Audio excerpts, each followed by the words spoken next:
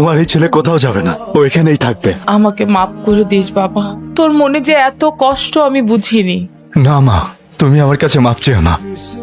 তুমি শুধু তোমার মাতৃত্বের বন্ধন থেকে আমাকে আলাদা করো না।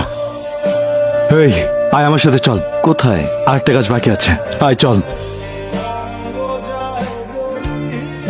কি দেখছিস? জীবনে কোনোদিন যদি ওরে কোনো কষ্ট দিছস, তোর খবর আছে।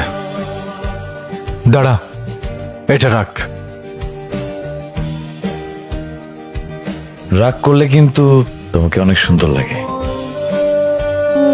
আমরা কি এখন এখানে চুপচাপ দাঁড়িয়ে থাকবো? কি ব্যাপার, কথা বলছো না যে? হ্যালো, কি ব্যাপার? হ্যালো হ্যালো, কি কথা বলতে পারেন? বোবা নাকি? শাট আপ, আমাকে কপি করা বন্ধ করুন। সব সময় কেন আমাকেই বকবক করতে হবে? আপনার কি মুখ নাই নাকি? বকবক করার অভ্যাস তো আমার নেই। তবে মিস নীলা, এটা সত্যি যে উপরওয়ালা আমার ভাগ্যটা খুব ভালোই লিখেছেন। আমি বুঝতে ভুল করেছিলাম।